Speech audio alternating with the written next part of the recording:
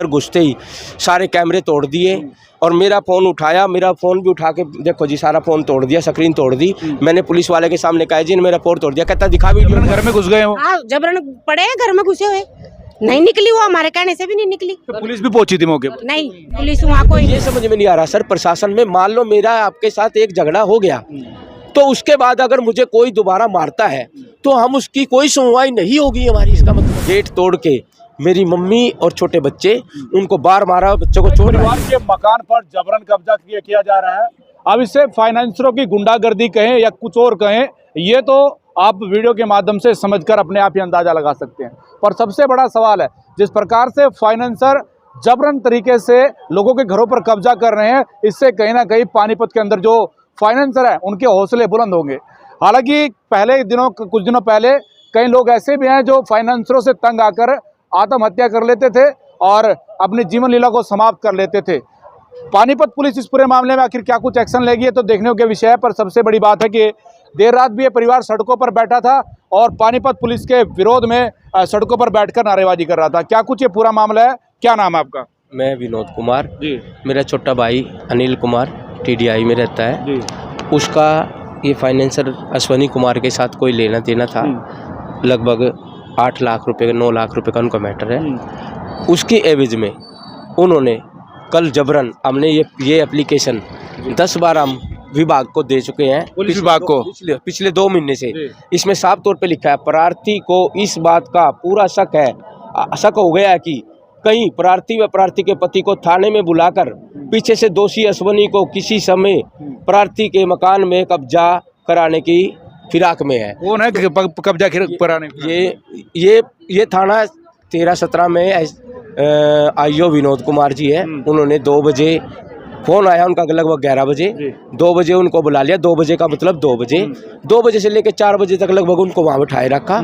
उस बीच में second party वहाँ चली गई। उन्होंने मौके पे गेट तोड़ के मेरी मम्मी और छोटे बच्चे, उनको बार मारा, बच्चों को चोट आई हुई है। चोट आने के बाद जब से लेके हमारा कोई भी आदमी उस घर में एंट्री नहीं किया। रात भी उनके 4-5 आदमी अंदर आए और आज सुबह लेटेस्ट में सुबह मेरी भाभी के पास साथ मारपीट करी, उसका पूरा हाथ नीला कर दिया, उसका गला दबाया। जितनी भी पुलिस विभाग वहाँ जा रही है, पुलिस विभाग वहाँ जाती है, 112 जाती है, तो वो कह देते हैं जी IO 112 पे चले गया केस और यहाँ ख़त्म हो गया। मेरे को ये समझ में नहीं आ रहा सर, प्रशासन में मान लो मेरा आपके साथ एक झगड़ा हो गया तो उसके बाद अगर मुझे कोई दोबारा मारता है तो हम उसकी कोई सुनवाई नहीं होगी हमारी। इसका मतलब तो जब रक्षक ही भक्षक बन जाए तो जनता आखिर उम्मीद किससे करेगी? ये सवाल लाजमी उठते हैं, क्योंकि जिस प्रकार से एक शिकायत दी गई, शिकायत में दर्शाया गया कि जो पुलिसकर्मी हैं वो जो लोग और हैं उनसे मिलीभगत कर मकान पर कब्जा करवा देंगे, ऐसी बातें इन्होंने पहले लिख दी और ऐसी घटना हुई। ऐसा ही कुछ हुआ। रात मेरी ये पूरी कॉलोनी वासी हमारे साथ गए जी। इन पूरी कॉलोनी वासियों को उन्होंने, उसकी माँ ने कहा कि हमें पुलिस वाले बिठा के गए हैं जी, हम कैसे बाहर चले जाएं? एक बार आप खुद ही पूछ लो जी। आप पड़ोस में रहते हैं? सब पड़ोस में रहते हैं? हाँ जी, हाँ जी। क्या हुआ था? वो भी हमारे पड़ोसन है, ये भी हमारा पड़ोसी है। तो हमें ये बुला कर ले गए तो हम चले गए। वो ले जाती तो हम जब भी चले जाते। हमने तो उसको कुछ नहीं बोला। हमने ये बोला जरूर, भाई मैडम तू भी हमारी है, ये भी हमारा है, आपने ऐसा क्यों किया? तो जबरन घर में घुस गए हो? हाँ, जबरन पड़े हैं, घर में घुसे हुए, नहीं निकली, वो हमारे कहने से भी नहीं निकली। तो पुलिस भी पहुंची थी मौके पर? नहीं, पुलिस वहाँ कोई नहीं गया। पुलिस नहीं गया। वो कह रहे पुलिस ने बिठाया। वो कह रहे हैं ना, हमने नहीं देखी पुलिस नहीं देखी। नहीं, उनको बोल रहा है जी पूरी कॉलोनी वालों को। मतलब कितने रुपए का लेन देन है आपका? हमारा मैटर है जी 9 लाख रुपए का। ये देखो जी, ये रहा, ये SHO ऊपर राजवीर सिंह जी है। ये दिनांक 4/3 को हमने एप्लीकेशन दी थी उनकी चोरी की। उन्होंने इस पे लिख के दिया है कि भाई 9 लाख का लेन देन है। और जैसे कोर्ट, ये देखो जी कोर्ट में केस चला हुआ है, ये केस नंबर है, ये कोर्ट में केस चला हुआ है। कोर्ट में केस चला हुआ है। उसके बावजूद भी वो जबरन 3 बार हम हमारे ऊपर हमला कर चुके हैं। और अब तो जी बच्चों को तो फाइनेंसर है जो हमला करता है? फाइनेंसर है जी, उसकी पूरी वीडियो हमने थाना से 13-17 में दी। 13-17 में सुरेंद्र ने मेरे भाई के कॉलर पकड़ा। उसके बावजूद उसको कहता है इस वीडियो में कोई प्रूफ नहीं है।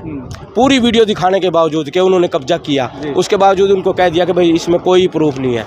चोर सामान ले जाते दिखाई दे रहे हैं, सब कुछ दिखाई दे रहे हैं।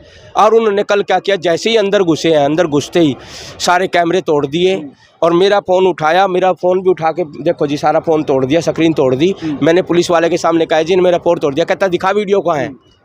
मान लो सपोज करो, चलो हमारे पास तो वीडियो भी है सर, अगर किसी के घर में कैमरे ना हो और उसकी चोरी हो जाए तो क्या वो भी पकड़ा ही नहीं जाएगा? मतलब अभी डीएसपी साहब से मिले थे, क्या कुछ आश्वासन दिया? साहब ने मार्क कर दी है जी एसएचओ थाना को, कह रहे हैं जी मैं ठीक है जी, जो उचित कार्रवाई होगी कर देंगे जी। सिर्फ एक झूठा आश्वासन। पानीपत पुलिस कर्मियों पर गंभीर आरोप लगते रहते हैं। एक बड़ा आरोप है कि पानीपत पुलिस ही सांठ-गांठ कर उन जो फाइनेंसर है उनको जबरन घर में कब्जा करवा रही है, और ये पीड़ित लोग हैं जो यहाँ पर पहुंचे। फिलहाल पानीपत के डिप्टी पुलिस अधीक्षक से मिले थे, जो स्टीजर्स है उनसे मिले, और उसके बाद क्या कुछ आश्वासन दिया ये आपके सामने ही है।